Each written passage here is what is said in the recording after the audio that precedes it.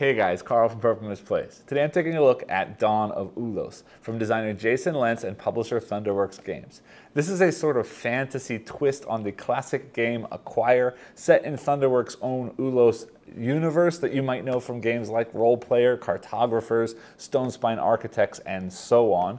And this is sort of a tile-laying spatial or area manipulation, market manipulation style game in which you're trying to develop camps of different warring factions, pitting them against each other to sort of raise their strength or value basically in the world by fighting and expanding their territories on the map, hoping to get favor from those factions that you are supporting by getting cards of those factions in game. Disclaimer, I was given a copy of this game as a review copy for this video, but as always, I will do my best to give you my own honest opinion on the game. With that said, let's head down to the table to see how this one plays, and then I'll meet you back up here to let you know what I think. All right, before we get started, you will notice that I'm starting things off a little bit differently this time with some things out already on the table, and that's just because this game is going to take up all of the screen, and I just wanted to make sure everything was set up to fit sort of perfectly onto the screen as possible. So to set up a solo game of Dawn of Ulos, begin by building out this map, and this map is made out of these sections like this that can be rotated and placed in either direction, laying them out in a grid of sort of 2 by 3 like that. In addition, I've got the power board over here. It's just slightly longer than the screen is tall. You can see the last spot perfectly here, but this section right here is a little bit cut off. There's no more information, just the rest of these words and a little bit more of the board. But if you can't read this on screen, it says lost territory, strength, and spoils, and I'll explain what all that means in just a minute. But I just wanted to point out that everything important is visible on the screen as it shows. To continue setup, I'm going to place out these rift tiles face down on each of these sort of dark rift locations on the board. And you'll see later on in gameplay, when I do explain the gameplay, these rift tiles are going to have some kind of special ability or special action that I can take on the back of them when I do take them into my player area. And you'll see how that works again as we get into gameplay. Then for every game we play of this game, I need to choose 5 of the 10 factions in the game. You can kind of do it randomly. You can kind of do it using the sort of starting set that the game recommends. I'm going to choose my factions based on Jason at the One Stop Co-op Shop did a preview playthrough of this, and I want to kind of do different factions than he did so you can see things, and you can always go watch his video to see more things. The problem is he didn't use any of the conflict ability factions, and there are 3 of them in the game, and you can only use 2 of them at the same time. So I won't be able to have a completely unique setup, but it will be quite a bit different. So for each of those factions, I'm going to find the cards for that faction, and for this game we will be playing with the elves, the flayers, goblins,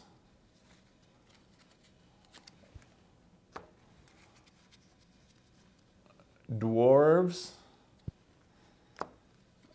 and the frogkin like that. And for each of those, we're also going to be placing out their strength markers that look like this on the power board, and all of them will start up at the 0 lost section. So I'm just going to stack them all like that right there where you can see them. And then each of those will also have a camp marker. I'm going to do my best to fit these onto screen, but these are all minis. Get one up close so you can see it. These are all minis that are unique to each faction. So here's the frogkin. Here is the dwarves, sorry. Let's slide that over and put that there. Here we've got the elves.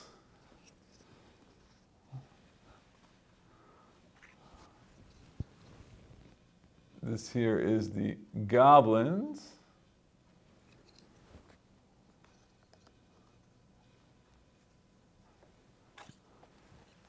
And then finally the flayer. Whoops. the flares here like that. And then finally, to finish setup, we need to set up our player areas. And this is where things are going to get tight on screen, and I will have to sort of play around with things. But for the solo mode, I will be playing against the AI character, which is Ulrir, this card right here. And he's going to have a bunch of cards that are going to come into play in just a minute, but I'm going to set him there. And when you are playing with the solo mode, you need to mark each of the 5 factions with these 5 different colored symbols.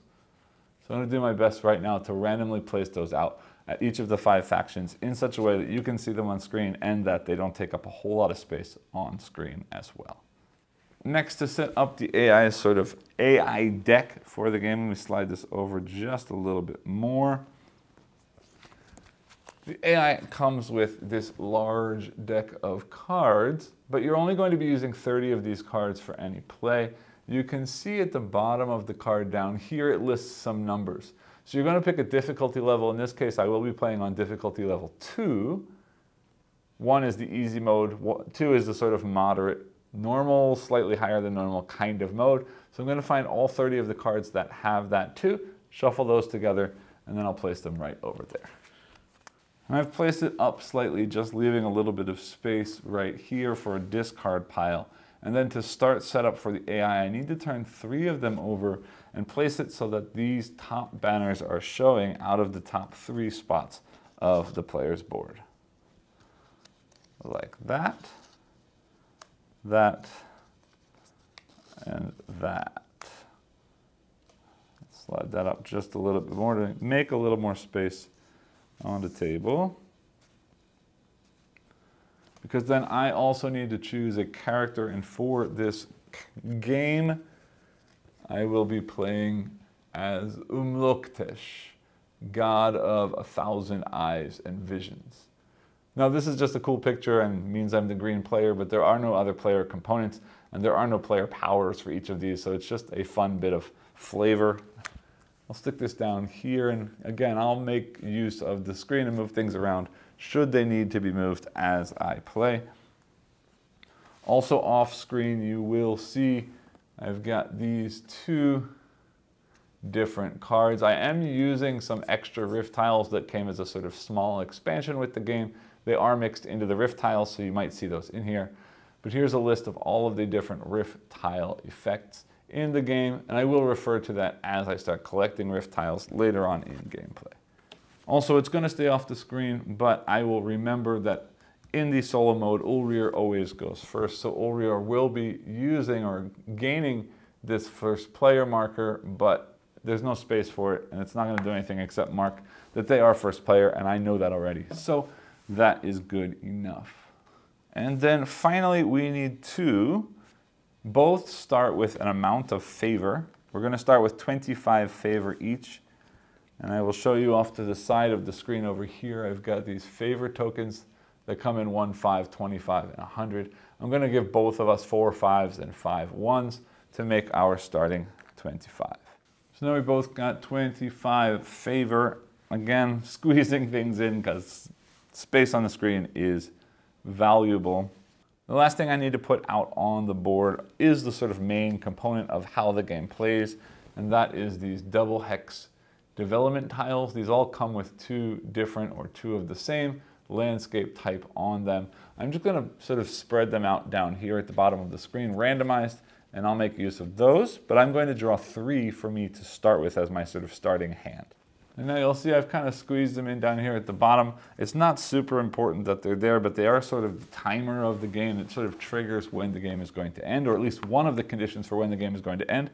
So I want them to be visible on screen so you have some idea of how much time is remaining as I play. But again, I will also be starting with 3 of those. So let me go ahead and draw 3 of those tiles. Okay, somehow I ended up drawing 3 of the exact same tile randomly. Fun. All right, that's a great way to start. So with that, we are all set up for gameplay. And Dawn of Ulos is going to play over an indeterminate number of rounds until we either have run out of development tiles down here, or 2 of our factions have reached legendary status, and when that triggers, the end of the round will continue to play out until we've both had turns, means they go first. So if they trigger the end of the game, I will still get a turn. If I trigger the end of the game, that is the end of the game. And at that point, whoever has the most favor, or the most points in this case, will be the winner.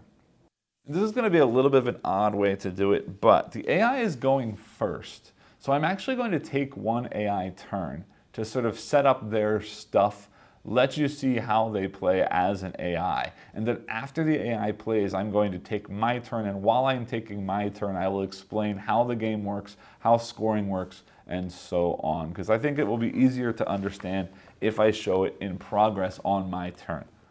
So on an AI's turn, all we're simply going to do is draw one of these cards. And when I check this card, the first thing I'm going to check is the location. So this is in the center slot. I'm then going to slot this into the center slot underneath so that only the bottom of the card is showing. And now we're activating this column. So I'm looking here first and then down here. And up here I'm looking to find that symbol, which in this case is the dwarves. And they're going to be placing out a single development tile because that's what's shown on that card. So they will take a development tile at random and place this out somewhere on the map. And the way that placing out tiles works is that these tiles need to be placed out on the board on locations matching the tile that's being placed, never extending off the edge of the board, never covering other tiles or rift tiles.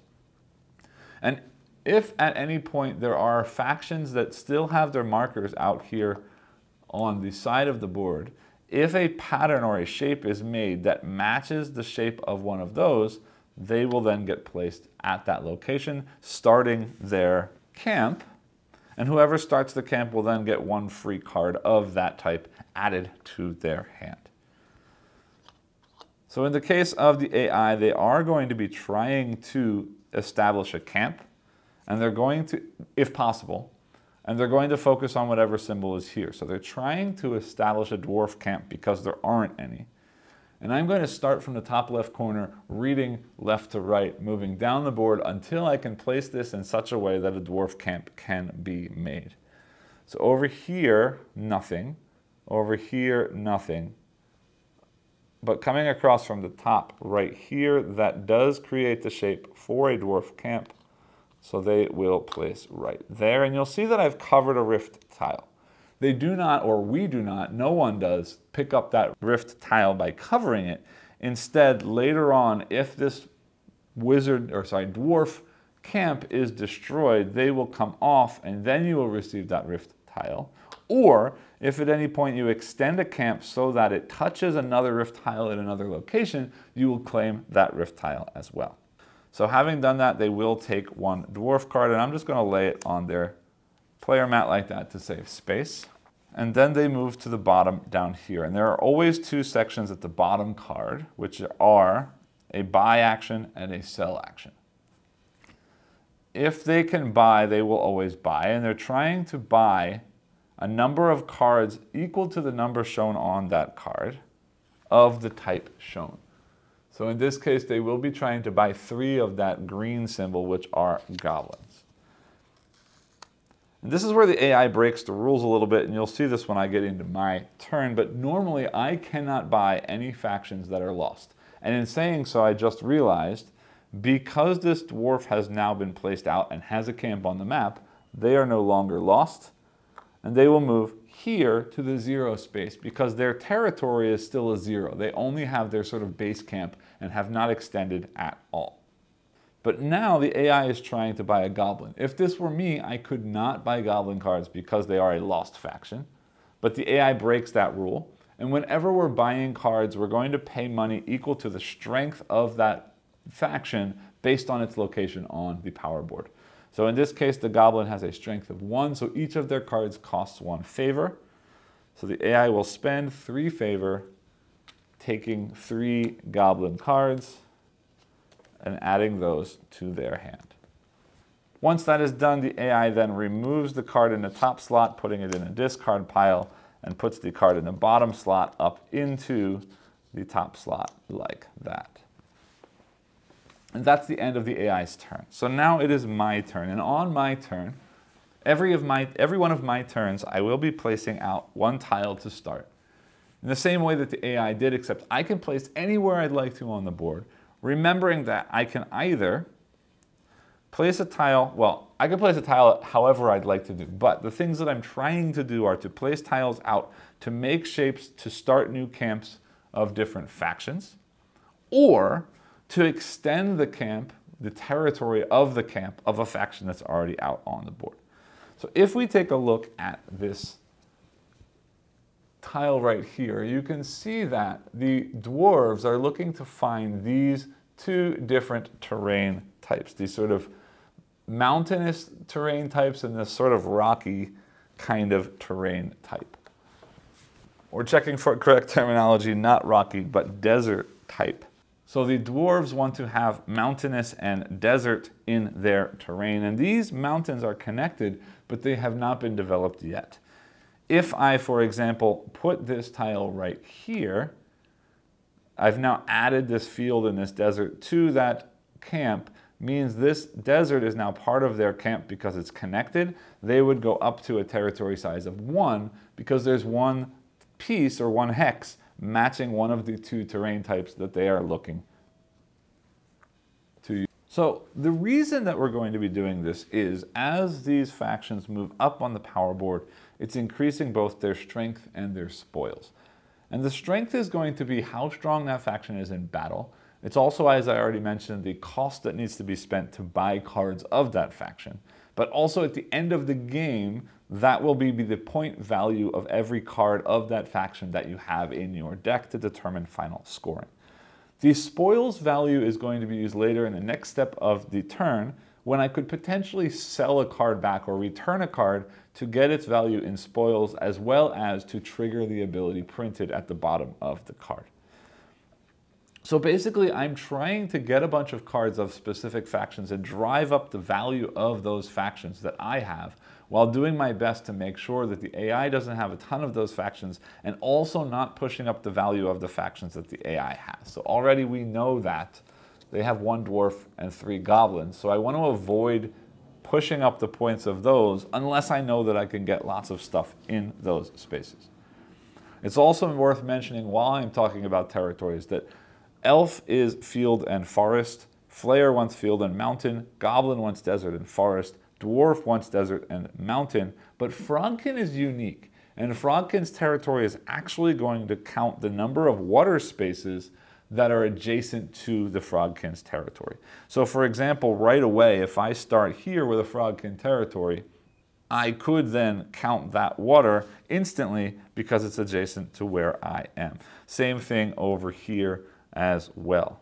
And saying that, I think I am going to go ahead and do that, placing that right there, which does make the shape of the Frogkin, and I will place their starting camp there, which means they are adjacent to this 1 water hex. So rather than going to 0, the Frogkin will instantly jump to level 1, or territory size 1.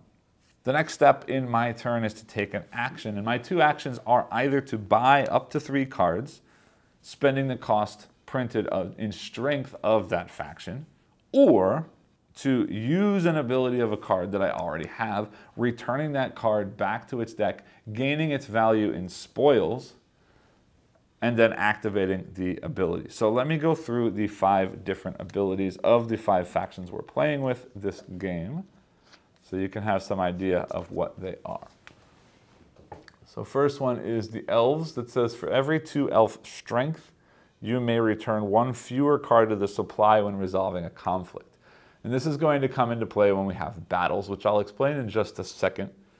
But this is going to be useful, and this is the only type of card, if you see this sort of sword here, that can be used during conflict rather than during the use an ability step of my turn.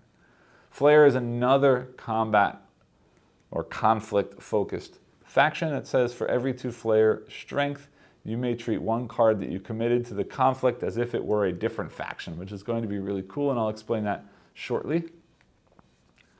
The goblins say for every 2 goblin strength, a chosen opponent must reveal 1 random card, and then you gain the spoil value of the strongest faction that's been revealed. So if the AI has something that's worth a lot, I could potentially have them show it to me to score lots of points. The dwarves say for every 2 dwarf strength, gain 1 favor. So I'm scoring points just by having them. And then I must remove 1 visible tile from any unoccupied territory. And finally, the frogkins, which I've just started going in on, say for every 2 frogkin, you may buy 1 card of another active faction from the supply for 1 less than usual, which is going to be useful. And I also get one of those for free right now for having built the camp of the frogkin. So I don't think I'm going to use the frogkin I just got. I'd like to spend some money to get some, favor to get some more frogkin, because I'm going to sort of focus on them as my main faction for right now. It is expensive because they are already 3 strength, but I'm going to go ahead and do it anyway, spending 2 5s, taking 1 and change, and buying 3 more frogkin cards, like that. Now, in going through the powers of each of the factions, I did bring up the idea of conflict. Conflict is going to happen when anyone places down one of these tiles and connects 2 separate camps together. Those 2 factions will battle, or they will start conflict. And I'll show you more how that works the first time it happens. But both myself and the AI will be able to secretly put in cards supporting either side of that battle. We'll then reveal who wins the battle based on the strength printed on the board, plus 1 strength additionally for each of the cards that we've put in. And whoever wins will then basically take control of both territories. And whoever loses will be removed from the map and will return to lost status. So if I see him doing something that's getting lots of power, I could potentially destroy it, drop it down, and make his cards worthless. Also, every card that's been put into the battle in favor or in backing the losing faction will all be returned to the supply, scoring the spoils value in favor at that time, but returning all of those cards back. Likewise, for the winning faction, half of all of the cards put in towards that faction will also be returned to the supply, gaining spoils. So that is a great way that I can get rid of cards in the AI deck. Because what you'll see soon is, if the AI doesn't take the buy action, but instead takes the sell action, they're not actually returning their cards. They're simply getting the spoils value and keeping that card for still having that for endgame scoring. If I want to use that ability and return the card, I lose that card, and therefore I'm not scoring that card in the end game scoring. So I need to be careful with the number of cards they have, and I need to be attacking enough that the AI's deck doesn't get too crazily out of control. So then finally, the last piece of my turn is simply to draw a new tile, placing that out there, and we're back to the AI. So the AI takes another card in the 3rd slot. And I'm not going to really tuck these in because pulling and tucking is going to take more time, but they're looking at green, which is goblins, placing a tile, trying to start a goblin camp from the top left. Goblin, again, is a sort of 3 triangle shape. So starting across here, mountains and forests. Mountains and forests works perfectly right there. AI puts the goblin there, and they will take 1 goblin card into their hand. Then they're trying to buy 2 goblins and 1 frogkin. Goblins are now 0 level, so they cost 2. So that's 2 times 2 is 4 plus 1 for a...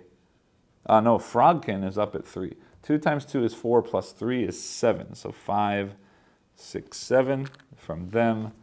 They take 2 goblin and 1 frogkin into their hand like that. This swaps out for this card, and it is my turn again. So here is where things get interesting. I can try and build frogkin bigger, but if I do that, frogkin's going to get more expensive, and I might like to buy some more frogkin first. And looks like I have 1 extra 5. I started with 25 and I spent 9, so I should have 16 5, 10. 1, 2, 3, 4, 5, 6. I didn't put enough in, or I took too much to start, but we're fixed. All right, my turn. I'm placing out a tile. I could extend him, getting lots of power right now, but I don't want to do that yet because I'd like to focus on something else. Flayers let me treat cards that I commit in conflict as a different faction. So I could spend cards that I don't like to boost cards that I do like. That might be worth it. But elves let me keep cards in my hands after a conflict, which is also really cool to have. So let's see what we've got. I'd like to stay kind of far away from things for a minute. Mountain and fields, or fields and forests. Well, in either case, I'm coming down here, placing that out like that. And I think I'm going to take the elves just because there's a little bit more forest around, I think. So let's put that out like that. Yes, getting me one elf card. Then, buy or ability. I don't think I want an ability, and I do want to buy some frogs so that I can boost them next time. Again, spending 9. 5, 6, 7, 8, 9. I'll take 3 more frogkin. 1, 2, 3 frogkin like that. Good.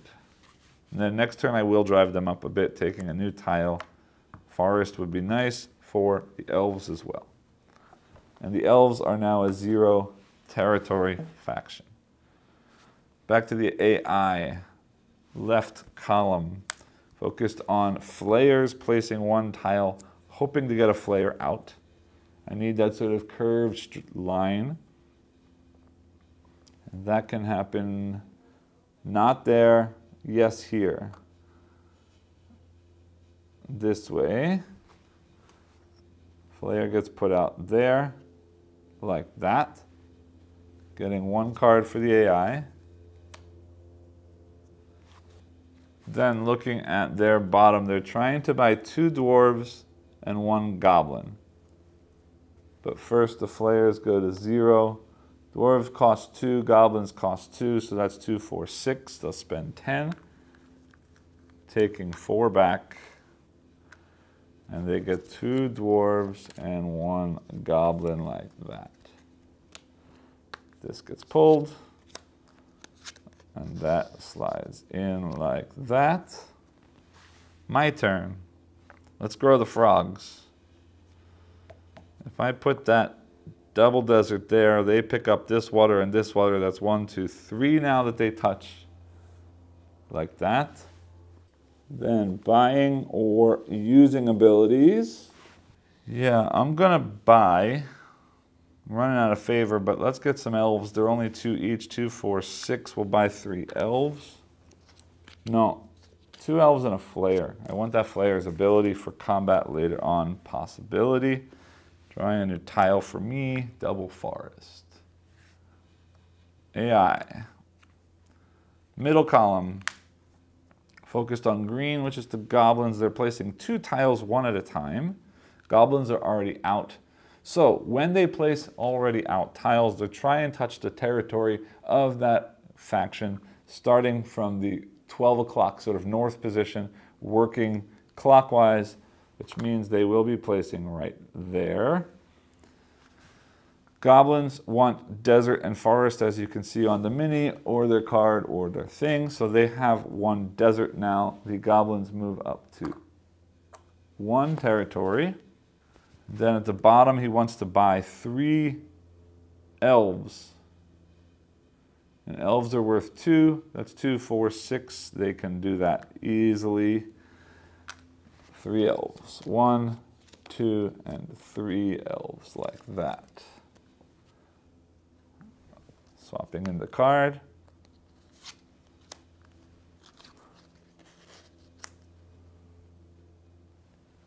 And my turn again. Fields and forests is great for elves. He just got a bunch of elves though. but that's okay. I'm still going to do it. Boosting the elves like that with double forest means they go up twice. Like that. Now, I don't have any ability to buy anything. Although realistically I could, if I want to get rid of a frog. These frogs are worth some money, some favor right now. And frogs have the ability, which I will do. I put that in, I get 4 favor back. And then the frog's ability says for every 2 frogkin strength, which right now is 5, so that's 2 strengths basically, I can buy 1 card from the supply for 1 less favor than normal. Which means I can buy 2 flayers for 1. So I'm going to buy 2 flayer cards for 1. Yeah, hold on a minute. How many dwarves do they have? 1, 2, 3. I'm going to buy 2 dwarves instead because I like their ability. If they get stronger later. Finally, my last tile, mountain and field. AI goes. Center. Looking at elves placing 2 tiles, and I just realized they forgot to place their second tile for the goblins, so let me do that now. Green and forest works over here like that. Means they actually, goblins are 1 higher. And last turn, they bought 3 elves, so that doesn't change anything. But now they're placing 2 tiles for elves. So the first one is this green and forest, forest and thing. Starting at the top, going clockwise, means they're placing here. Forest gets the elf 1 more, so they're up to 3 as well. Placing a second tile for the elves. Mountains and forests spinning around, they can come here like that. Again, forest 1 more, goes to 4 for the elves. Then they're trying to buy 2 flayers and 1 dwarf, which means 2, 4, 6. They only have 3 favor left, so they're going to go to the bottom. And you'll see now at the bottom selling action, there are 2 sets of 1 and 1. What this means is I'm going to draw 2 cards at random from their deck, and they're going to get the spoils of value in favor times 1 for each of those cards. So let me shuffle up their deck. And since I'm not sure that I've shuffled all that well, we're going to just pick at random here. They're going to do a goblin. And then they're going to do another goblin. So 2 goblins, 1 each is 4, and 4 is 8. So I'll trade in 2, take 2 5s, and they've now got that much. This switches out. And it's back to my turn. What am I going to do? I still like frogkin, but I don't have a lot of money. 1, 2, 3, 4, 5, 6 frogkin. 1, 2, 3 elves, and not so many dwarves. But if I start buying some dwarves, we could be okay. We don't have much favor is the problem. And other stuff isn't worth much. The elves are not bad now too. All right, let's see. There's no more people left to put out on the board. Can I reach? Ooh, I can. All right, I'm going to get a rift tile for the frogs. If I place that there, that extends the frogs' area. They don't pick up any more water because they're still only touching those 3 spaces, but now I get that rift tile, which you can see here looks like that.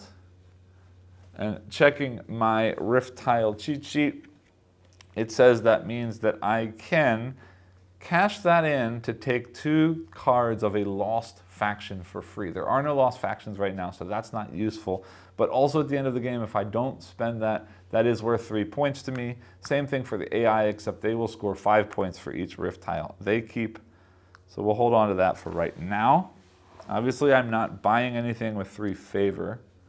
So I am going to use 1 more frog. I don't know if that's smart, but I will. Because the frog still gets me 2 buys for 1 less than what it costs. I'm going in on more dwarves. So 2 to buy 2 more dwarves. 1, 2, like that. And I draw a tile. Mountain and field. All right, AI's turn. They are going left side. Hold on, I forgot to take the spoils for the frogkin was 4. 1, 2, 3, 4, like that. So now I do have some extra favor to spend as well. Then AI is aiming for dwarves, placing 1 tile out. Field and mountain, which works, let's see, clockwise. The first one they can hit that touches is there. Like that.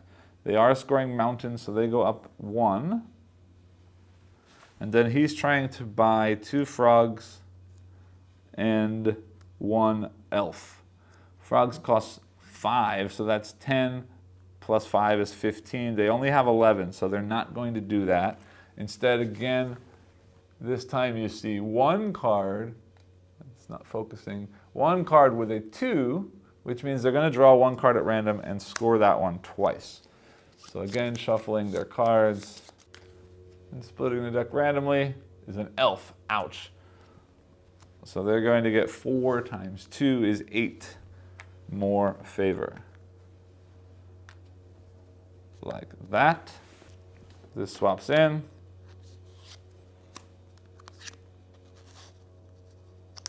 My turn. All right. Flair likes mountains and fields. I wouldn't mind the Flair to start getting...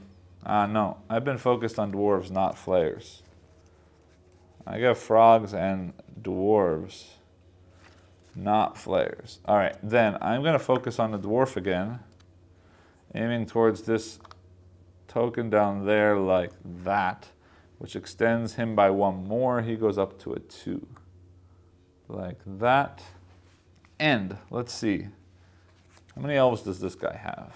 1, 2, 3 elves. Yeah, goblins is the one they're focused on.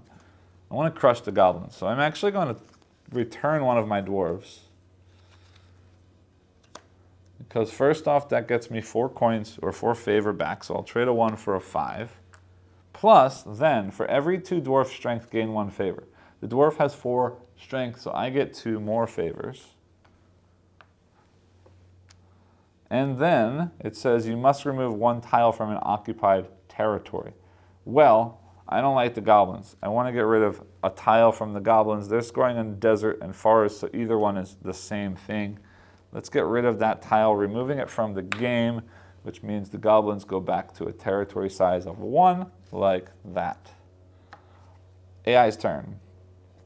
Red is dwarves, center column. Oh no, not dwarves, sorry. Looking here, Flair 1 tile. Flair gets a double mountain, which means they're building off in that direction, and that is great for the Flair because they are scoring mountains, so twice for him. Then trying to buy 2 dwarves and a frogkin means 4 and 4 is 8, and a frogkin is 5. That's 8 and 5 is 13. They can do that. 10, 1, 2, 3. Gets them 2 dwarves and 1 frogkin like that. I need to start working towards a battle so we can get rid of some of these cards, guys. Oops, it's stuck. All right, there. That goes there. My turn. Whoops, I forgot a tile last turn. Double green. Could get more territory for the frog. Can I get to a rift token somehow? Not there. I don't have any forest is the problem. Oh, I do have that. Yeah, let's do that. Extending out the elf gets me a rift tile, which I'll show you in just a second. She also scores off of green, so that's 1, 2, 3, 4, 5, 6. She moves up. I missed one before somehow. 1, 2, 3, 4, 5, 6. Yeah, I missed one before. I hope that they didn't spend too little, but that's okay. I can deal with that later. Then this redistribute means that I would put 1 card and the AI would put 1 card into a pool, and then I would get to choose one of those cards and he would get the other card back. So potentially it could be a nice way to take something good and give something not so great, but it's also worth 3 points if I don't do that, and there's not a huge gap between things at the moment, so that's fine. Then, I will buy something. Dwarves are not that expensive still. 4 times 3 is 12. Do I have 12? 5, 6, 7, 8, 9, 10, 11. I have 11. So I'm going to use 8 instead to take 2 dwarves. Like that. Into my hand. Taking a tile back. Ooh, double forest. AI takes a turn. Rightmost. Focused on goblins, placing 1 tile for goblins. Starting at the top. Okay, so here's a situation where this tile cannot touch the goblin's territory. So the goblin is going to try and place that piece, again, following the clockwise order, in a location that it fits, is close to the goblin, and does not touch any other faction's territory. Which looks to me to be right there like that. Then looking at the bottom down here, trying to buy 2 frogs and a goblin means 5, 10, 13. They don't have enough, so they're going to sell 1 card for double. Shuffling again. Cutting randomly. Dwarf double means 4 times 2 is 8. Placing that 8 out like that.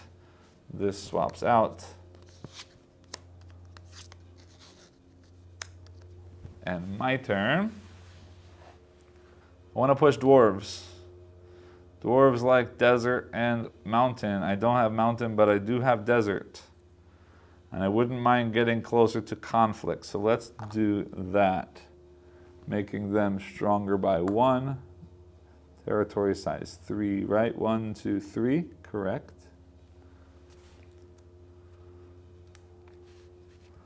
And then, buying or selling, I only have 3 favor left. I'm starting to say that the frogkin are not as cool as I wanted them to be. But, dwarves are also not bad. Because I'm always getting more than I'm buying them for, and that means I can buy more later. So let me do that. I'm playing a dwarf, which means I get 4 favor. And then I also get 2 favor for that. 1, 2. Then I have to remove 1 something from the board, and I'm going to cripple the goblins again. So they go back down to 0. Drawing a tile for me is that one. AI's turn. They're going to the middle. Focused on dwarves, placing 1 tile on the dwarves. Double green, which does go right there, but does nothing for them. And then trying to buy 2 goblins and an elf, which means 1, 2, 3, 4, and 6 is 10. They will. 2 goblins and 1 elf like that. I kind of want to crush the elves. Although I do have some cards for the elves. Swapping this out like that. My turn. Dwarves getting bigger is great, but I don't have any desert or mountain. Means let's cause some fighting if we can get there. I can't get there. I can get the frogs a little bit better. How many frogs does he have? 1, 2, nope, 2. He's only got 2 frogkin. I've got more than that, so let's do that. Strengthen my frogs. Getting 1 more water here now. Pushes them up to 4. 1, 2, 3, 4. And then I do have some stuff to buy again. 1, 2, 3, 4. I've only got 9 to spend. I think I'm going to get 2 flares. I don't know if that's smart, but I'm going to anyway. Like that. Drawing a tile. Ooh, mountains are good for my dwarves. AI's turn. Left side. Focused on Frogkin. Tile for frogs. Forest and green. Starting here, forest, no green, forest, no green, forest and green goes here. Which extends their territory by 1 more to 5. Then he wants to buy 3 frogs, which now cost 6 each, is 18. No way. So he's selling something for triple. Oops, that's upside down.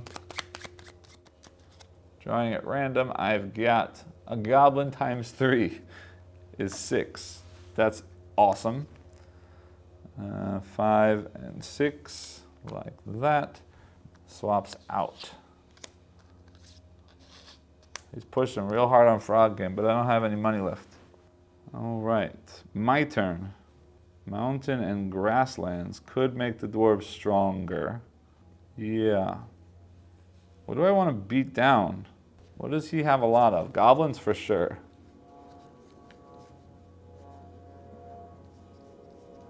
Goblins for sure. He just got lots of mixed of everything with lots of goblins.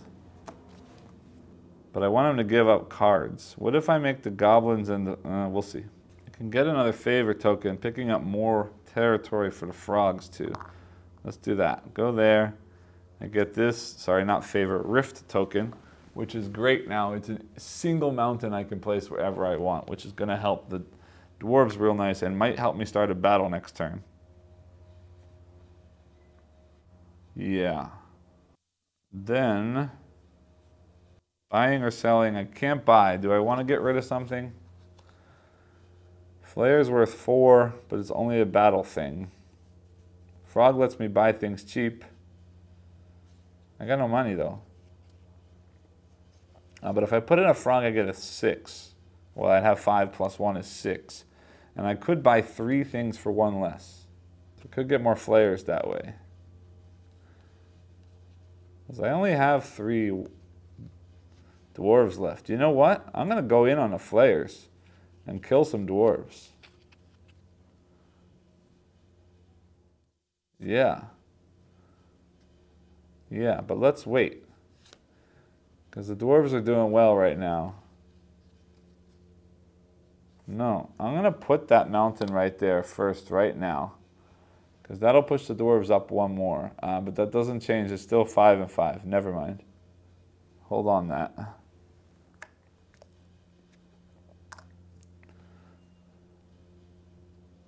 Don't want to get rid of frogs now.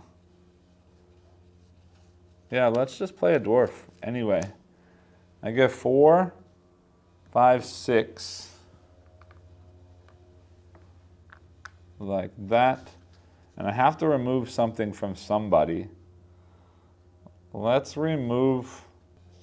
I'm going to remove this one from the frogs because it doesn't get rid of anything. This is still connected and this is still connected and that's nothing. That's gone. Yeah, that's fine with me. Oh, and I still have 1 more dwarf there that I didn't pay attention to. I'm going to try and kill the dwarves. And I'll start picking up some flares if I can. Okay. AI's turn. First a tile for me. AI's turn, left side. Greens. No. Blue. Water is frog, double frog. Double mountain.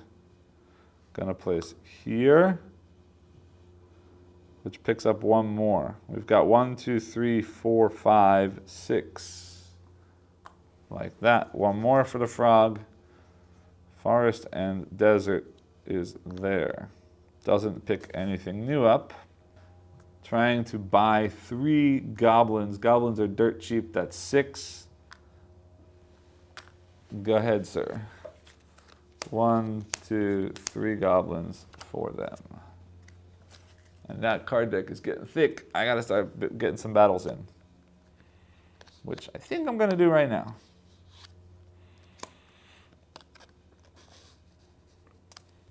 Because if I put this field and mountain there, that's what the flares are scoring on. They go up twice, so now they're at 5 as well. Then a mountain I place in the middle there triggers a battle. So then, I need to decide, do I use the Flayer for their battle ability, or do I use the Flayer to raise their strength? We've got a tie 5-5 right now. Flayer is the attacker because I said so. That means Flayer wins the tie. The AI right now has 1, 2, 3, 4, 5, 6, 7, 8, 9, 10, 11, 12, 13, 14, 15, 16, 17, 18, 19, 20, 21, 22, 23, 24 cards.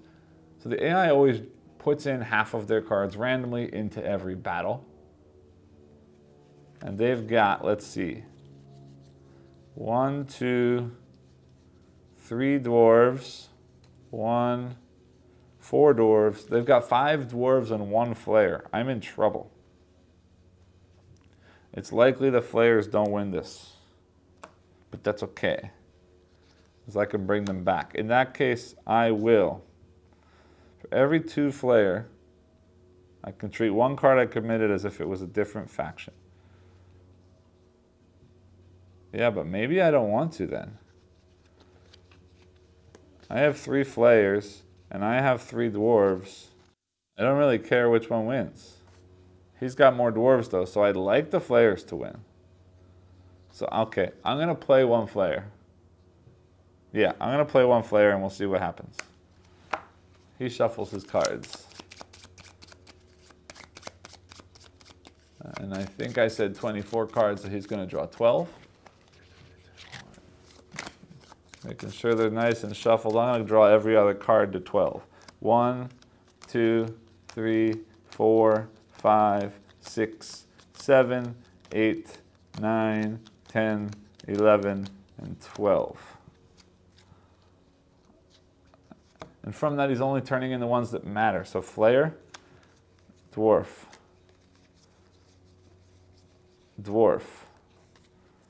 All right, so that means he's put in a Flayer and 2 dwarves. I put in a Flayer, so that's 2 Flayers and 2 dwarves. That means they both have a strength of 7. Flayers are the attacker, so the dwarves lose. Means the dwarves will be destroyed in just a second, but we both have to discard half rounded up of the cards for the winner that we put in, and all of the cards for the loser that we put in. So he's getting rid of 2 dwarves and 1 Flayer, and he scores favor for those, which means 4, 4, 4, he gets 12, 13, 14, 15 favor, and I have to turn this one in. I get 4, like that.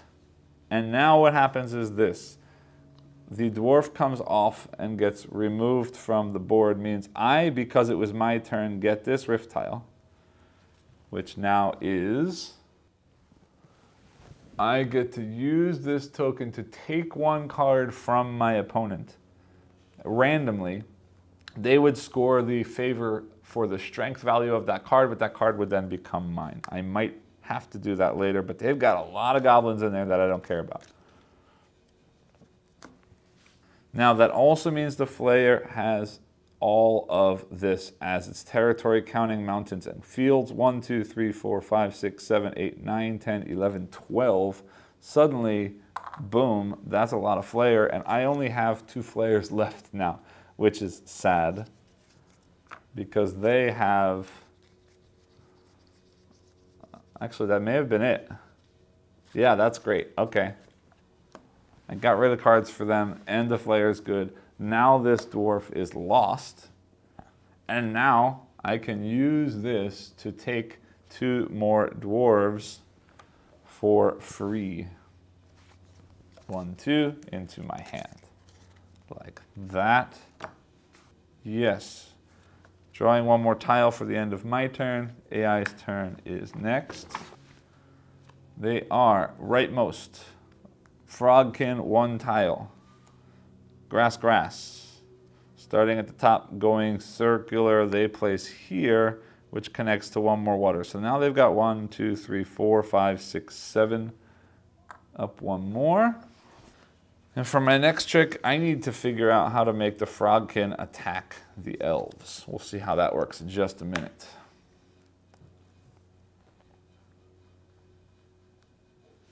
but they are trying to buy 3 dwarves. Dwarves cost 1 for them now, so they will easily do that, spending 5, taking 2. They get 3 more dwarves. 1, 2, 3, like that. Swapping cards. All right, my turn. I now have more Flayer cards than they do. Frog cards look good. I'm gonna try and get the frogs stronger. I'm gonna try and get the Flayers up good and strong. But I could also put a dwarf out right now somewhere. Yeah, I could start a dwarf here. Or, no, not there because it would touch. I could start a dwarf there if I want to. They might do that on their turn. But it does get me a free card. Yeah, maybe so. Let's do it. It's not my plan, but let's do it. Put that there. Yeah, put that there. Because I can maybe send them out to fight the goblins later to get rid of some cards in the AI's hand. That gets me a dwarf. Pushes him there. And 1, 2, 3, 4, 5, 6 dwarves now. They're not worth a lot, but I am hoping to crush the elves soon. What's he got, Frogkin versus elf? 1, 2, 3, 4. 4 elves, and he's got 1, 2 Frogkin. All right, then let's get the Frogkin big up and crush the elves. Maybe. In any case, it's my turn to buy or use cards. And I think I'm going to use a Frogkin. For every 2, which is 7, I can get 3 cards from another active faction for 1 less than usual. I'm going to get 3 dwarves for 1 each. Spending 3 and taking 3. Like that. And my last tile comes back. His turn.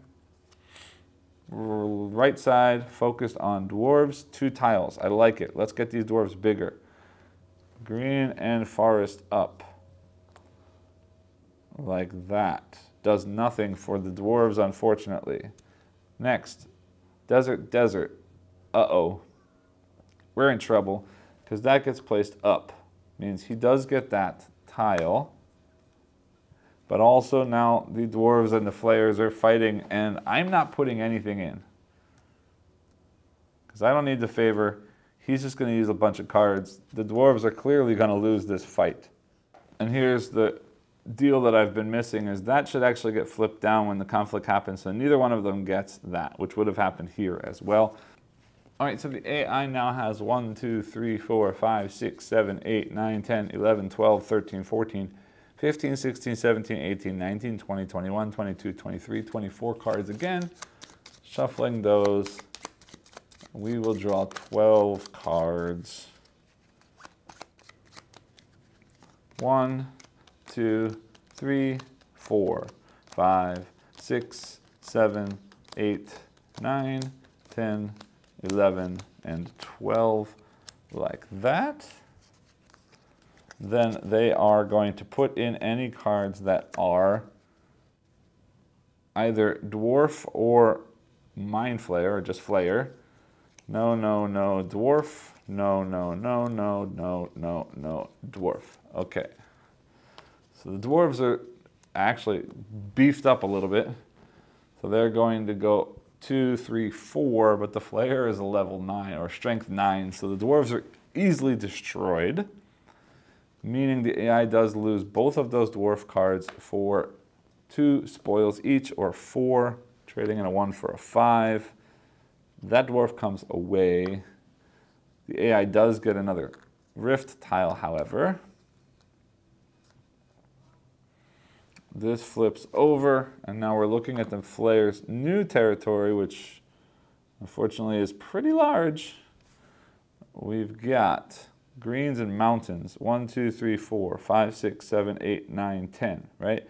1, 2, 3, 4, 5, 6, 7, 8, 9, 10, 11, 12, 13, 14. They're one away from legendary status. I'd still really love to bring in a dwarf if I can. Boost them up a little bit, but now they are lost. AI continues their turn, trying to buy 2 elves and a goblin.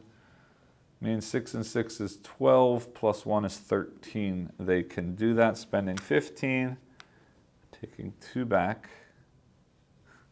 And that gets them, again, 2 elves and a goblin. I need to get rid of those elves pretty badly.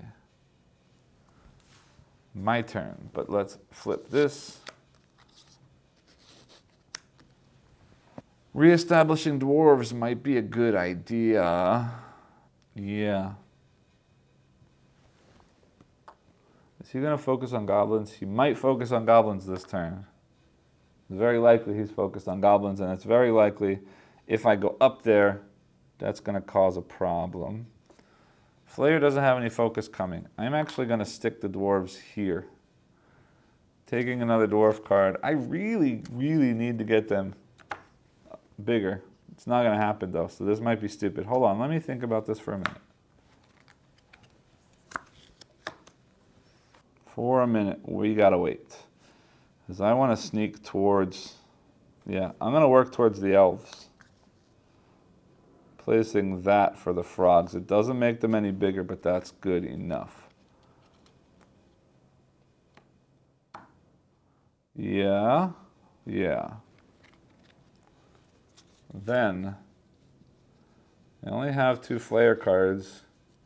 I got 5, 6, 7, only have 8 to spend. I'm going to be silly and spend 7 to buy a frog. Like that.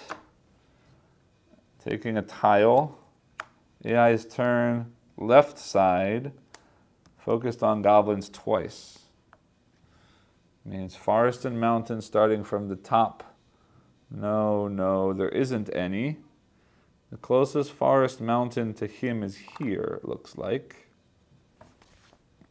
Then another tile, again forest and mountain. Again nothing. Closest non-connected is gonna be over here like that. Then he's trying to buy 2 frogs and a dwarf. 2 frogs is 14. He's only got 4 left, so that's not happening. He's selling double ones. So shuffling this up. And he's selling a dwarf. Which is great because that spoils 0 right now. And a frogkin. So he's going to get a 6 and a 0, so he'll get 6 favor. Over here like that. This swaps out like that. And now I will wait, because I can fight soon, but I don't need to fight yet. I want the dwarves out there.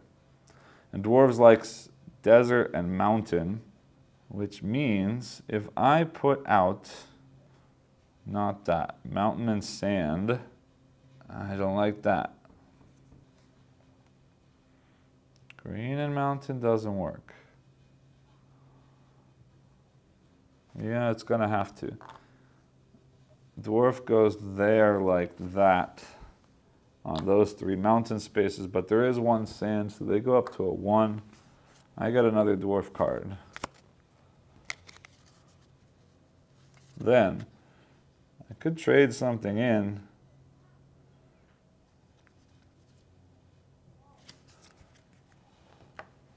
Yeah, I don't need to use the elf right now.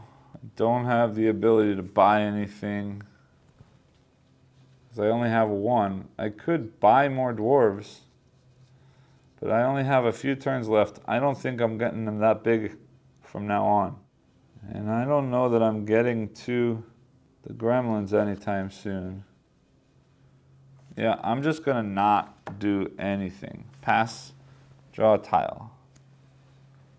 Green and forest. All right, then AI's turn.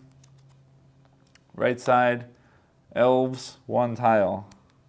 Forest and desert and mountain. No, no, no. Yes over here. Like that. Neither of those helps her. She's still at 1, 2, 3, 4, 5, 6. Yes. Huh. Then he's trying to buy 2 elves. No, 2 dwarves and an elf. Which means 6 and 6 is 12. 1, 2, 3, 4. Nope, they only have 10. That can't happen. So they're selling something for double. And I've got a dwarf. For double is 6. So 5 and 1 like that. This swaps out. All right, my turn. Extending a dwarf would be great, but I don't have the ability to do what I want to do. So I think I have to trigger the frog battle. But I want him to be bigger and stronger before I do that. Let me just double check. 1, 2, 3, 4, 5, 6, 7, 8. Oh, they should be at 8. All right, 1, 2, 3, 4, 5, 6, 7, 8. Yes. And then, could I make them bigger? I could make them a 9. Yeah, let's do that. Frog becomes a 9. I really need to push up that dwarves, but ooh, that's perfect to push up the dwarves soon. Okay. Before I did that though, I should take an action if I want to. I don't really want to. Yeah, no. No, no, no. Okay. His turn. Frogs are attacking next turn. Right side, focused on dwarves, placing a tile. Sand and dirt. No, sand, desert and field. They can't. Starting here and spiraling out. I think this might be the answer. 1, 2, and thing. Over here is 1, 2, and thing, and this is clockwise. So that's that. Which means actually the Flayer gets 1 more and becomes legendary. Legendary here means that every Flayer card is going to score an additional 2 points at the end of the game. Even now, if they move backwards for any reason, they will still be legendary. Then trying to buy 2 elves and 1 dwarf. 12 and 3 is 15, 5, 10, 1, 2, 3, 4, 5. Yes. So I take a dwarf and 2 elves. Now I really got to crush. This switches. That comes in. Yeah, frogs. But if the frogs win this battle, they pick up 1... just 1 more. No, 2 more. They still won't be legendary. It won't trigger the end of the game yet. Okay, good. Then, we are going to do that with... I used it. But I can connect this way. So I'm placing that face down. Frogs are attacking the elves. I'm going to spend, how many we got? 3 here. For every 2 elves, I can return 1 fewer card. So that's 3, 4, 5. 1, 2, 3, 4, 5. I'm going to spend 5 frogs, and you'll see in just a minute, and 1 elf in the battle. AI has got to be real nice and shuffled because I just put a bunch of stuff on top. So they start at 6, frogs start at 8. I really need the frogs to win, but I've already got 5 frogs here, which is 13 to 7 right now. So I think the frogs win, but let's see what happens. So hold on. 1, 2, 3, 4, 5, 6, 7, 8, 9, 10, 11, 12, 13, 14, 15, 16, 17, 18, 19, 20, 21, 22, 23, 24, 25, 26, 27, 28. They're putting in 14 cards. 2, 3, 4, 5, 6, 7, 8, 9, 10, 11, 12, 13, and 14 cards.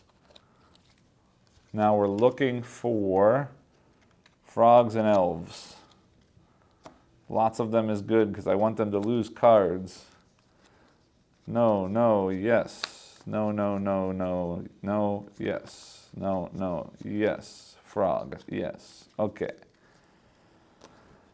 Frogs are 8, 9, 10, 11, 12, 13, and 14, and elves are at 6, 7, 8, 9, 10. So the frogs beat the elves. So he returns those 3, 5, 10, 15, and 1 frog is 6. So he's getting 21. 5, 10, 15, 21 favor. And then I am returning that elf for 5. But I don't want to return the frogs. So I'm spending these 2 elves because these are conflict ability. For every 2 elf, they've got 6. So that's 3. So 2 of them gets me 6 cards that I can save. I get the money for those, so that's 5 and 5, or favor for those. But I don't have to return any of my frogs, which is great. They get lost. They come off the board. I get 1 more rift tile. This is basically just going to give me 1 additional activate an ability turn. So I can return a card to the supply, take the spoils, and activate the ability. And I just realized that I cheated. Let me backstep a minute because I knew the frogs were going to win. So I could only have used 1 card in a conflict, not 2. So I still have that. I have 1 less 5. And that means those other 2 frogs that I kept, I just didn't put into battle. And I knew that they were going to win. They were way ahead anyway. So that is fine. Then, checking the frogs' territory now, you can see that these 2 pieces no longer connect to anything because that rift went away. So the frogs actually don't gain any water. They've got 1, 2, 3, 4, 5, 6, 7, 8. 1, 2, 3, 4, 5, 6, 7, 8, 9, 10? Yeah, they picked up that 1. 1, 2, 3, 4, 5, 6, 7, 8, 9, 10. Flipping that back over like that. Frogs are 10. And that was my turn. I take a tile. AI takes their turn. Rightmost. Looking to place an elf camp out on the board with this. They need a curvy thing, mountain and forest. They could do it here. Remember, they started at the top across. They can't do it from this little piece. And this happens before they get here, so they can do it over here. If they did that, it's connected, that won't work, so they're going to put it there like that. Placing that out, taking 1 elf card. And then they're trying to buy 3 flayers, which is going to cost 30. There's no way they have 30, so they're going 1 cell for 2 and 1 cell for 1. Which is going to be the goblin, which is 3. So 3 times 2 is 6, and another goblin. So that's 3 times 2. Oh, sorry, that was a 2 and a 1. So 2 times 2 is 4, and 1 times 2 is 2. So they get 6 favor for that. Like that. Swapping this one out and this one in. I need to beef up those. Yeah, I need to beef up the dwarves badly. So we do put this one there, which goes another 2 up for them like that. Then I can buy things. I've got 11 to spend. Maybe buy 1 frog. Oh, if I buy this for 10, I get it for 12. That's 2 up without doing anything. If I buy this for 8, I have to push it all the way up there to get 4 up. Or even up to, even here just gets me 1 up. So yeah, I'm going to buy a flayer. It seems silly, but I'm going to do it. 5, 10 to buy 1 flare, like that. Drawing a tile. Mountain is nice. Yes, AI's turn. Leftmost. Aiming for frogs, 1 tile. Mountain in green, starting here. No, no. Here, yes, but we have to get over to this side before we do there. Yes. Here. This way means there. Which picks up 1 more water. 1, 2, 3, 4, 5, 6, 7, 8, 9, 10. Wait, 12? Hold on. Yeah, that picked up that one and that one. So they got 2 more. Nice. Maybe I should have bought a frog. Okay. Then they're trying to buy 3 flares. I don't know that they have 30. Let's see. 10, 25. Nope, they've got 28. But let me switch that for a 25 so I know it for now. And they're selling 1 thing for 3. Which is going to be a goblin for 3 times 2 is 6. So 5 and 1. Like that. Swapping out this. All right. Then I'm expanding the dwarves again by 1. Pushing them up like that. And I'm going to use the rift tile that lets me take 1 thing from them. And hope I get something nice. No goblins, please. No, or no elves either, please. Anything but a goblin or an elf and I'm happy. Otherwise I wasted points, because that rift tile is worth 3.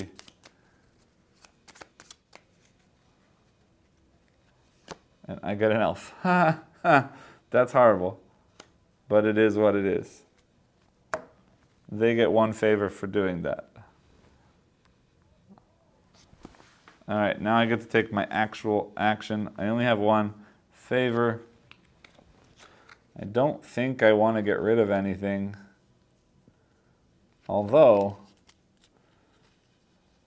a dwarf gets me 4 plus 2 is 6. Lets me shrink somebody else. Hold on. Elves are 0 now. So actually he gets 2, not 1.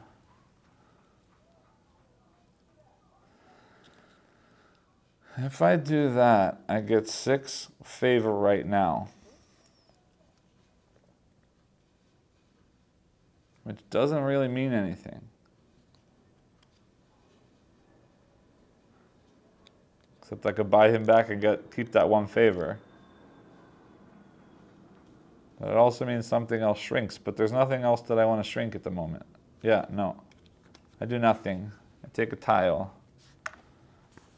All right. Then AI's turn. Leftmost. Flare. 2 tiles for flare. This could be a problem. Starting at the top, we're looking for mountain and desert that connects to him. There isn't one. So we need to find the closest mountain and desert that doesn't connect to somebody else. It seems to be there, like that. Next tile for the flare, another mountain and desert, which is going to be right there. Like that. And then they are trying to buy 3 elves. 2, 4, 6. Yeah, sure. Go ahead. 1, 2, 3 elves. Like that. That goes away. That slides in there like that. My turn. I think I have to make... Do I want another rift or do I want to make the dwarves stronger? I want to make the dwarves stronger, so I'm going to place that there like that. And I am going to use this weird shuffle one, which means I'm going to take a random card from my hand, which, cross my fingers, it's an elf. And a random card from his hand. And then I'm going to take one and return one. So at the very worst, nothing happens. So I'm drawing a Frogkin. Yuck. The only better thing could happen here is a Flayer. Come on, Flayer.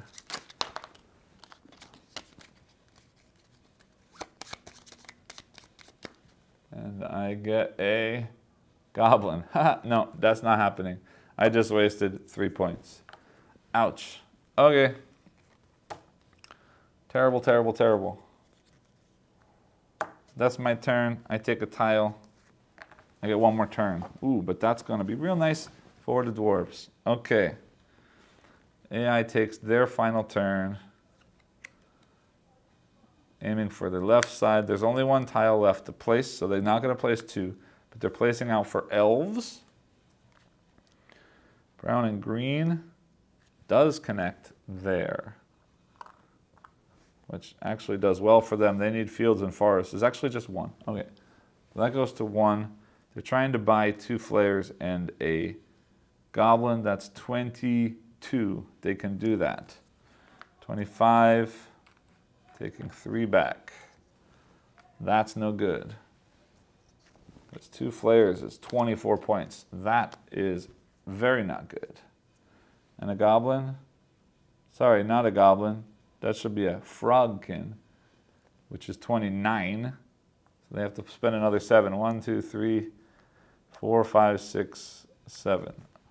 Okay, not bad. A Frogkin. That's their turn. That's the last turn of theirs because they've just triggered the end of the game by placing the last tile from the display.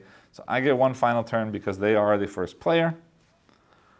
I'm going to place this double mountain out right there, like that, to increase their strength to a 6. And I only have one favor. It's not worth buying anything. But I can do this. I can spend a dwarf because at the end of the game, the dwarves are worth 6, but their ability lets me get 1 point for every 2, which is 6 divided by 2 is 3, plus I get the 5. So if I spend that, I get 8 favor. 5, 6, 7, 8 favor, and remove 1 tile from somebody. Goblin doesn't have any. So I'm going to remove 1 tile from, but I can't. Because you can't remove a tile that separates the land. So I can only move from the outside, means I can't take that forest away from her. So that's that. It doesn't matter what I take away. I don't want to hurt the Flayers. So yeah, I'm just going to take that away. It doesn't mean anything. We go into final scoring. So let me clear off this space here and I will lay out all of the cards that we have in our hands. So first, let's do the AI cards, sorting them out. And while I'm doing this, I already see he's got a lot of cards, guys. Luckily, he's got a lot of super low cards, but that still scares me. Because lots still means lots. Then clearing some more space for me. Doing the same thing. Yeah, I think we might be in trouble, but let's see what happens. All right, so then let's start with the AI's cards so I can see if we did okay. Starting with the elves. 1, 2, 3, 4, 5, 6, 7, 8 times 3 is 24, plus goblins. 1, 2, 3, 4, 5, 6, 7, 8, 9, 10, 11, 12, 13 times 2 is 26. The Flayers, 2 of them, they are legendary, so that's 10 plus 2 is 12 times 2 is 24. Plus dwarves, 1, 2, 3, 4, 5 times 6 is 30. And then finally the Frogkin, he's got 2 times 9 is 18. And then he's got 2 Rift tokens, which are each worth 5 points for 10, and 1 final favor for a total score of 133 points. All right, then coming to me, starting with my frogkin, just because I'm working my way down. I've got 1, 2, 3, 4, 5 times 9 is 45, plus 1, 2, 3 flares. 3 times 12 is 36 points. Dwarves, this is my stronghold right here. 1, 2, 3, 4, 5, 6, 7, 8, 9. One more time. 1, 2, 3, 4, 5, 6, 7, 8, 9 times 6 is 54 points. 2 elves. 2 times 3 is 6. Plus 1 rift for me is only 3 points. And 5, 6, 7, 8, 9 favor gives me a score of 153 points, which is a win for Umloktesh, the god of 1,000 eyes and visions. Yay, I'm the winner. So at this point, it is where I'd like to take a look at the components of the game. Everything here, as with all of these Ulos World games, looks wonderful. I'm a huge fan of the artwork of this world that Thunderworks has put out, and again, the cards all look great. Here, let me just show you each of them up close, and then I will show you the others in just a minute. But these art pieces are great.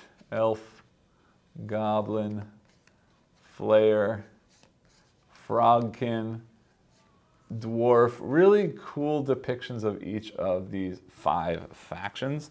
I do really like it a lot. While I'm looking at the art, take a look at the other player characters up close in mine as well. Again, these are just pictures and colors, which really didn't need to happen because there's no reason for me to have any color because I don't have any of my own player pieces. But it gives you a little bit of a story for each of them and how they fit into the world. But I've got Umloktesh, which I just used.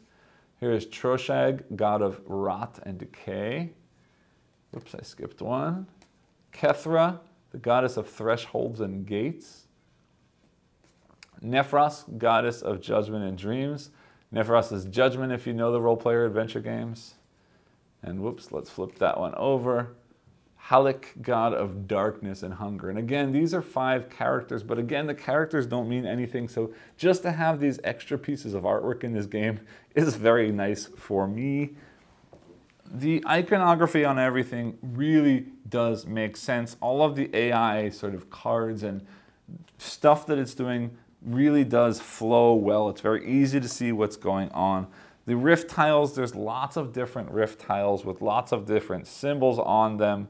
And I don't remember what they do, but again, I mentioned there is this very handy double-sided sheet that explains each of those, and it's very, very easy to reference this and understand exactly what they do when they do it. The tiles themselves are, I don't know how well you can see thickness on camera, but they're pretty thick. They're very nice, very chunky. I don't think there's any chance of these things warping or bending or breaking unless you really push them to do so. I already showed you the favor tokens up close.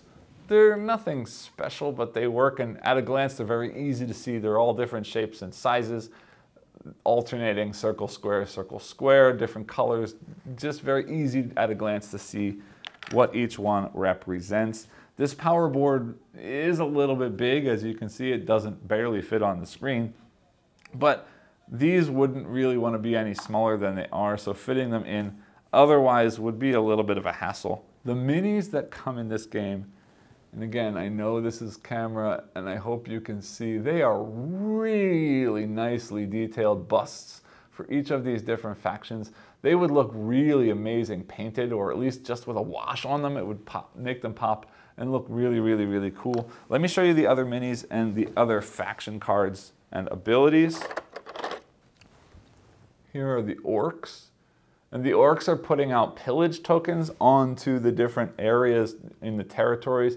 And every time you put a pillage token onto a space in a territory, it basically nulls that piece of the territory. So if it's something that gives power or strength based on territory size for a certain faction, it will no longer. Here is the bust for that one. Very cool. Next are the Sheki, these sort of tree kind of people, and these are going to allow you to move one tile to a different position in the same territory, ignoring the terrain rules. So this allows you to sort of expand helpful terrain for each of the factions without being next to that actual terrain on the board, and also would allow you to get into battle more easily if you're looking to do that, or even move away from battle if you're looking to do that as well. And this is the Sheki here. Pretty cool. Very detailed tree-like body on the back. These are the ogres. This is another conflict faction, and this allows you to return a card committed to the battle to the supply before the battle happens, which means that, yeah, you're basically pushing things in your favor, except the person does gain the spoils when that card gets placed into the supply.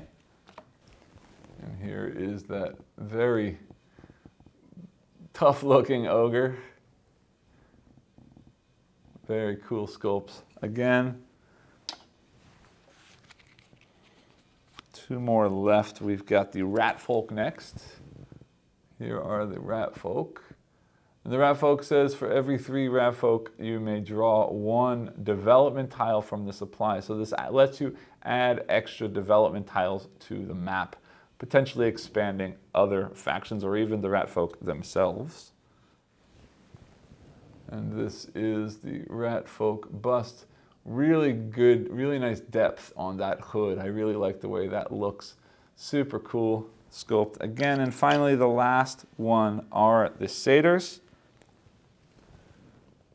And the satyrs allow you to take cards of lost factions for free. So if you can beat somebody in battle and pull a satyr, you can grab some cards and then sort of grow that faction back up, sort of like I did with the dwarves this time. And here is the bust of the satyr. Again, really nice detail, real good depth on her hair there. These horns are really cool, nice detailing on her clothes and this cloak. Just really awesome sculpts on those busts. The only other thing left is the board, and I do really love the board. It's very oddly shaped pieces, but they interlock in basically only one way, and there's only one way they'll fit together, and they are rotatable and they're exactly the same shape. So you can build a map with 6 different pieces in 2 different rotations to get a whole lot of variability in setup of the game. So that's basically all there is. The last thing I did show you before was the first player token. This is a very chunky wooden piece. Doesn't need to be, but it's cool. And in a multiplayer game, you will be more needing this, or at least it's more important to pay attention to who's the first player so you know when the game is going to end, when there's more than 2 people. But it didn't need to be that chunky, and it is very nice to have. So that's it for the components. The last thing I want to do is show you the insert in the box. Actually, that's not quite it for the components. I mentioned for the orcs that you get pillage tokens. These pillage tokens are these big, chunky, clear cubes. They look cool, nothing special. They are just plastic cubes, but they do have a nice translucency to them that may or may not be showing up on camera right now. So back to the insert. Here is the insert for the game. The faction cards do fit nicely here and here. I sort of just dump all of the favorite tokens into here. The small AI tokens fit in here. The rift tiles stack up here. All of the development tiles stack up here. The little power tokens, you can see there are some already in there, fit in there like this.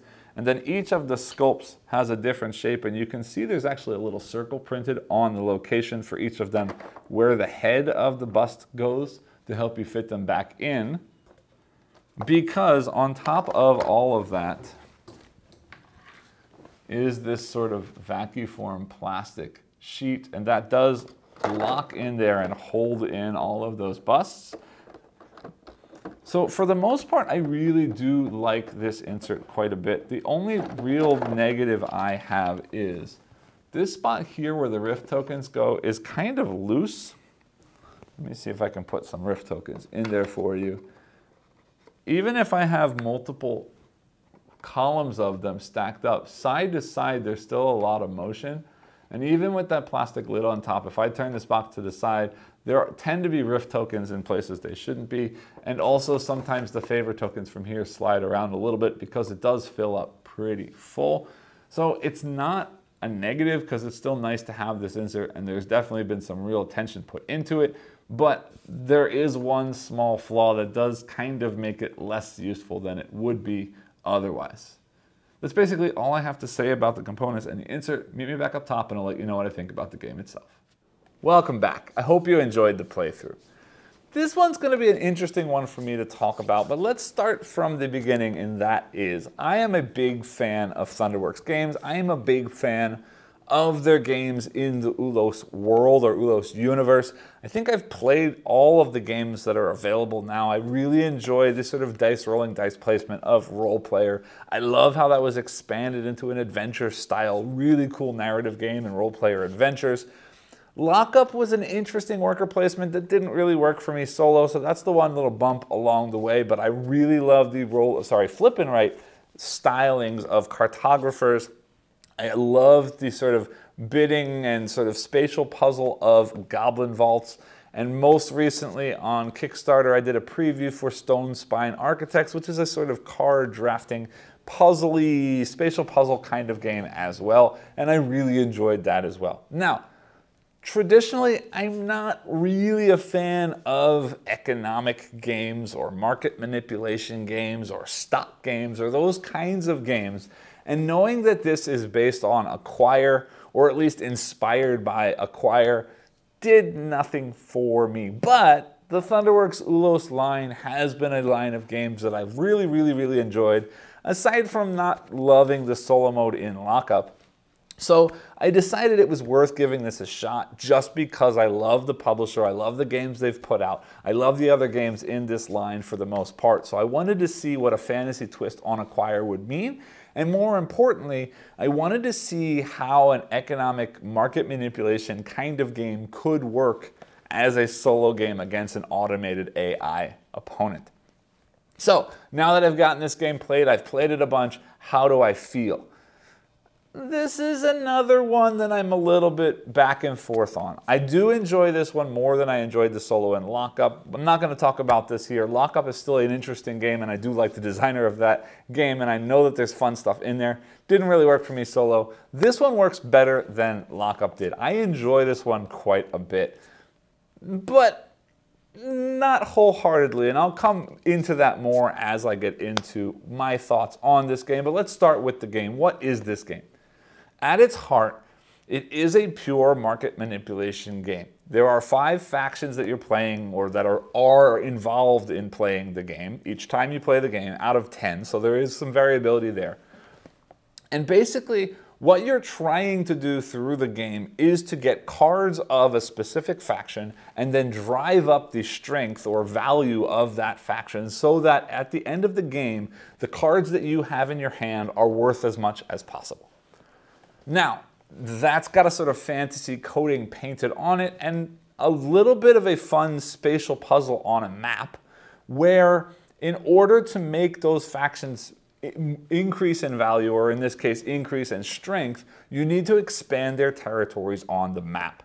And expanding their territories on the map, not just making them larger, but making sure to include sort of 2 specific territory or landscape types within their territory for it to count for their territory growing. So each of these factions has 2 specific land types it's looking for inside its territory. And then there's the Frogkin, who are actually looking to be adjacent to water spaces with their territory. So throughout the game, you're trying to grow the territory of each faction such that that territory includes as many spaces of those specific land types that that faction is looking for. And that's how you're driving up the value. But in order to get the cards, most of the time you are spending favor, or money basically, spending favor equal to that strength level to buy the cards. So every time I buy a card, it's only worth what I paid in, or it's only worth the value of favor that I've put in to gain favor with that faction at that time. But then once I've got a bunch of cards, I can then do my best to expand the territory of that particular faction, driving up the value so then those cards that I have are worth more at the end of the game. So that's sort of the basic core loop of this, is that. As much as possible, I want to buy favor with these characters or with these factions at the lowest price possible when they are weakest, and then make them as strong as possible after I've already gained their favor. Thematically, that's how it works. Realistically, it's kind of like buy low, sell high kind of system. Now, there are a couple of twists in here, and that is, while I'm expanding the territory of each of these factions, there are some things that are going on the map as well. There are those rift spots on the map where if you manage to connect to a rift tile, you pick up that tile. And that tile is giving you an additional 3-point bonus, potentially. So it's worth connecting there to get yourself endgame scoring points. But each of those tiles also has some other unique ability or use that that tile can be used for instead of those 3 points. So if you set things up in a good enough way, you can actually translate that tile into being many more points than just those 3 points. For example, it might give you an additional buy action. It might give you an additional sell action or use the ability action. It might allow you to take some of the lost tribes. It means the factions that are gone off of the map, take some of their cards for free. It might let you take the value of a card that somebody else has. It might let you swap cards with someone else, and so on. So getting these rift tiles is worth it just for the points, but it's even more worth it if you can translate that into something better using the ability of that specific rift tile. So extending on the map is worth connecting to those rift tiles, worth growing your territory to include the types of landscape that need to be inside that territory. But more importantly, all of these factions, once they've been placed on the map, are on the map. Means each of these factions, as their territory size is growing in relation to somebody else who's already on the map. And at any given point, myself and any opponent, means mostly in this case the AI opponent, are going to be sort of focused on different factions and trying to support different factions depending on where our favor lies. Whichever faction I focused on and started collecting cards of is obviously the faction that I want to grow bigger. So I need to start thinking about how can I grow that faction bigger without being sort of harassed by the other factions around me, because the other factions are also going to want to start growing. So I want to grow in such a way that I sort of take things away from other factions, but also not being too aggressive without thinking about it, because the other faction could then attack me and take things away. And that's the next big thing, is conflict. Anytime two of these factions meet on the map, there is a conflict and one of them is going to be wiped from the map. And what that means is when that faction is wiped from the map, those two factions are now connected together, and that group that didn't lose, that faction that didn't get wiped from the map, now has a much larger space, a much larger territory on the map. So that faction now instantly has way more strength because they've basically usurped the other faction's territory. And that other faction suddenly is worth nothing because their strength drops to 1 and they're lost from the world, basically. They can then come back later on.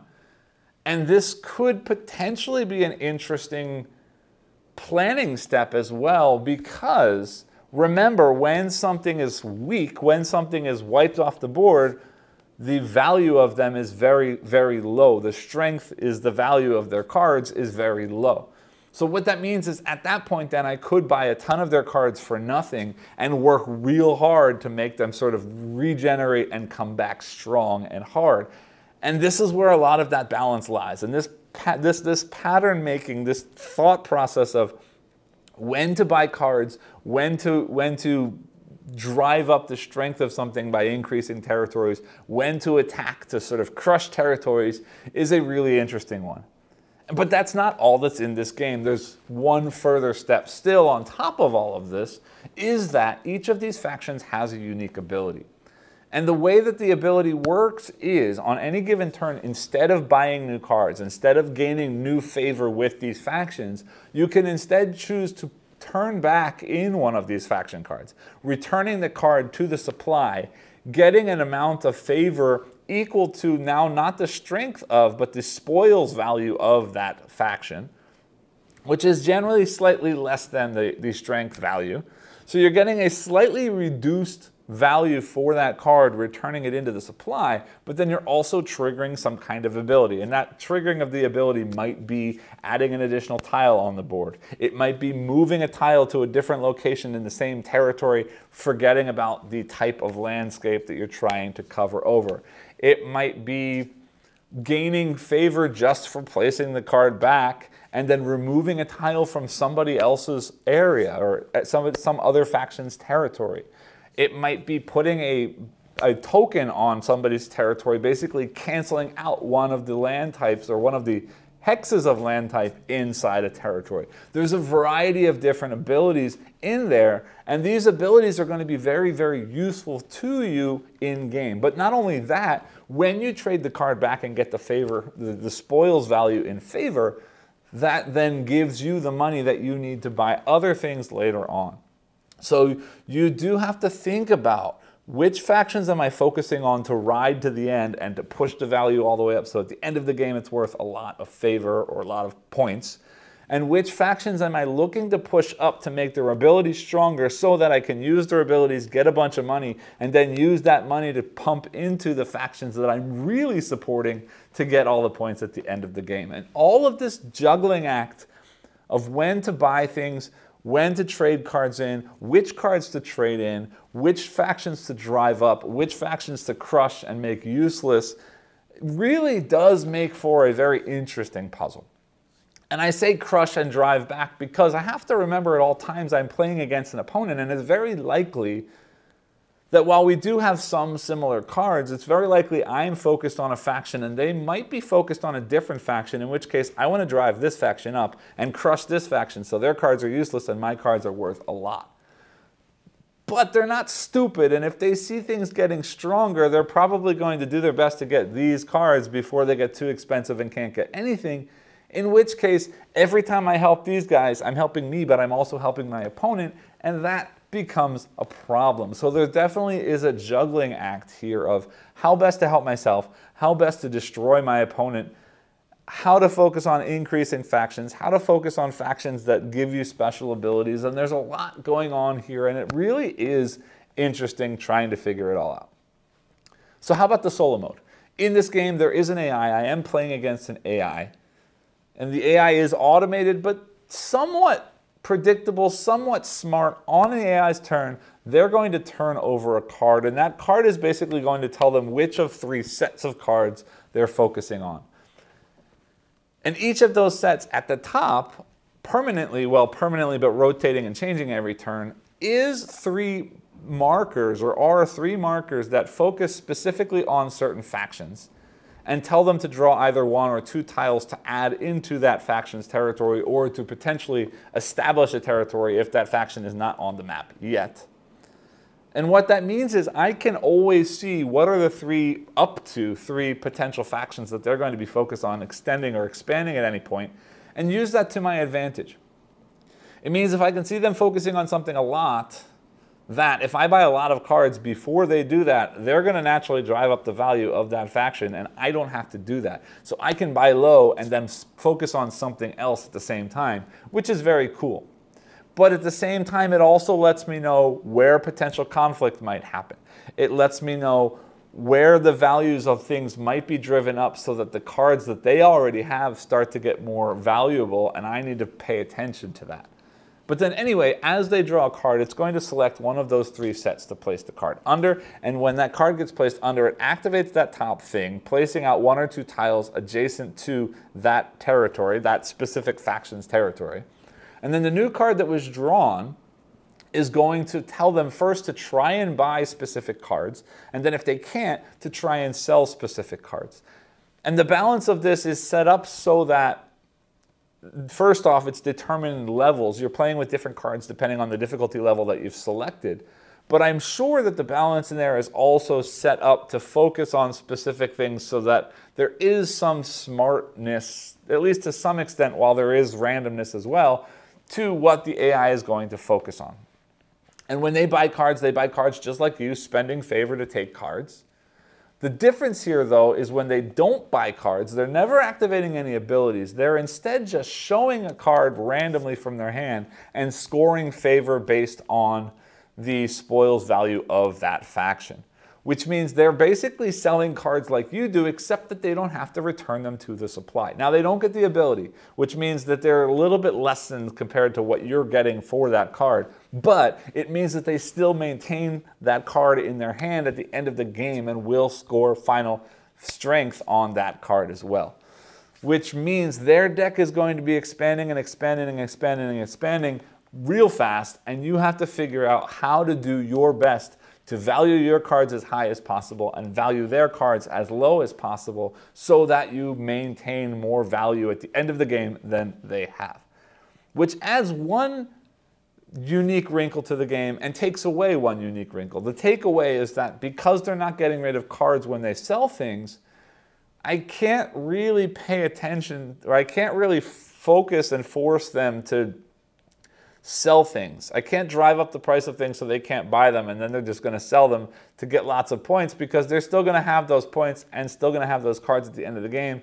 And that sort of takes away something I expect would be in the multiplayer game, where I can see sort of what's coming in and out of somebody's hand at all time, whereas in the solo game, it's only coming into the hand of the AI player. But the twist is, and I didn't mention this yet, when there's a conflict, when the two factions meet in the middle, you can turn in cards from your hand to support those two factions in the battle. And ultimately, one side wins and one side loses, and all of the cards you've put in for support of the losing faction get returned. You get the favor and spoils value from them, but they get returned. And all of the cards, no, sorry, half of the cards rounded up of those that were put in favor of the winning faction also get returned. Same thing, you get favor for them, but they go back to the supply. And this is the one case where the AI does return their cards back to the supply, which means in the solo mode, conflict becomes even more important, because this is the one way that I can thin out the AI's deck. And it is going to be random, but the cool thing is here, the AI will always put in half of all of the cards they have into battle. Now, granted, if those cards don't match the two factions in the conflict, nothing happens to them and they stay in their hand anyway.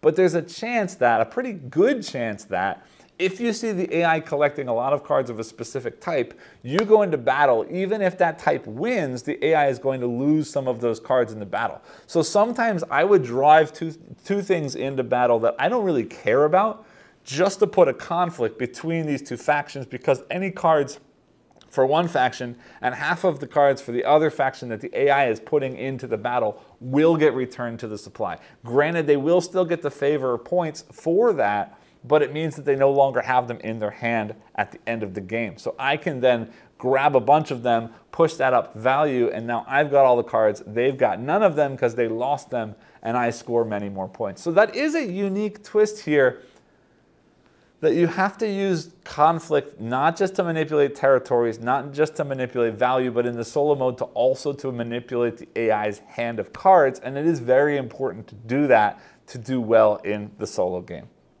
So it sounds like I'm pretty positive on this game. There's a lot in this game that I really enjoy. It's a very interesting puzzle. It definitely makes sense. But I don't know. There's just something about this game that it's fun, but it's not like, wow, I need to play this again kind of fun. It's the kind of puzzle where if somebody put this on the table and say, hey, do you want to play this with me? I'd absolutely say, yes, I enjoy this game, let's play. But if it's sitting on a shelf and I walk by and there's 5 other games around it, it's probably not the game that I'm going to take down off the shelf, just because it's more of a geary's a weird word, but sort of a gear grinding mental puzzle that has a lot of fun puzzle in it, but it's not thrilling. It's not something that makes me shout or scream or get excited about anything in the game. And also, speaking specifically solo, the fact that the AI cheats a little bit by not returning their cards when they sort of sell them at market is a little bit annoying to me, because it does feel like there are specific ways that I need to play this game in solo that I might not need to do in multiplayer. And I don't know. sitting here talking to you, explaining this game to you, makes my brain say, I like this game more than I do. When I sit down to play it, I don't have a bad time. I enjoy my time every time with this game. And honestly, pulling this back out in the last week or so to get a couple more plays in before I did this video, and then also the play I did for this video, I find myself understanding the ability of the factions better and getting into the game a little bit more now that I understand a little bit better how to use the abilities and not just focusing on this market up and down value pathway. Made the game a little bit more interesting to me. The ability to use some of these factions in conflict to manipulate how the conflict works or how the cards work in conflict, becoming more interesting to me. So maybe this is just a game I need to play more to get into, but also it's also the kind of game that, despite the variability of the powers, still feels somewhat samey every time I play, because it is about pick a faction or two, push those up, use this ability, score this points, fight to get things down. You know, it's the same kind of loop all the time, and it does get a little bit samey despite the variability in the factions. I don't know. I don't know how to speak about this because I do enjoy everything that's happening in the game, but emotionally something about it just doesn't click. And it might just be that at the core it is still an economic market manipulation game, which is not something I tend to go in for. So it might just be that the fun twists are not fun enough to turn a dry market manipulation game into a game that I love. But ultimately, it's just a game that I enjoy and not a game that I love. But I hope that this video was helpful. I hope that my playthrough shows you how this game works, because there is a good game here. And if this is the kind of game, the style of game that you are interested in, this could very well work very well for you. So I hope that this video shows all of that off, and I hope that you understand exactly what kind of game it is. As always, I do ask that if you did enjoy this video, please remember to like, subscribe, and click the bell icon below, and I'll see you all next time. Thanks.